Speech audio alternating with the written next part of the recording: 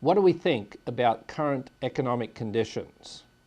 I studied economics in university, and I spent the last 30 years in business and reading up on it, and I think I'm less certain today than I've ever been about predicting what is going to happen. The famous economist John Kenneth Galbraith said about forecasters, there are two kinds of forecasters out there. Those that don't know, and the second kind is those that don't know that they don't know. Sounds a little skeptical, but I think in this environment, he's about right. I was reading in Fortune magazine in May of this year about Howard Marks, and they were interviewing him. He'd raised a $10.9 billion fund for distressed real estate. He's the chief executive officer of Oak Tree Capital. And they were asking him what he was concerned about. And he said his number one concern was the amount of debt that the government was taking on. Number two was the direction of interest rates. But number three was commercial real estate. He looked at what banks were doing in terms of the troubled assets in their portfolio and the fact that they were not really addressing that at this stage, and felt like that was the next big downdraft that was going to happen in the economy. And I see that in terms of the clients that we talk with. I was talking with a potential client recently, and he was telling me about his portfolio, and he was sharing how he had a couple of pieces of land that he was doing an entitlement project on. And the two were contiguous so that they formed this one entitled property that he was going to develop.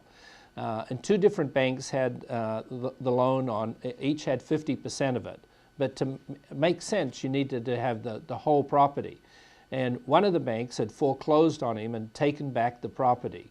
And he had a $3 million note on it. And he said what amazed him is when that bank took back that note from him, that they booked it on their books at a profit. Now in this environment, I would think that, especially in the area that loan was in, that if you asked a regular person who was an expert in land and land entitlement what that property would be worth, they'd be talking about 10, 20, 25 cents on the dollar. So here's a bank that has taken it back and booked it on their books at a profit. Well, why would they do that?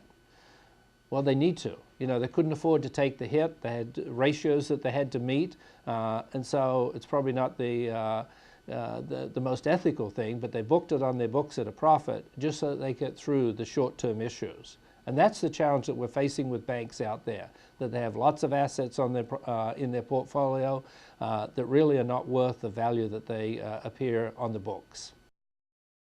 The banks have about $1.8 trillion worth of commercial loans on their books. But the number that I think really matters is about roughly $400 billion of that is coming due every year at the moment. And the question is, how much of that is going to be refinanced?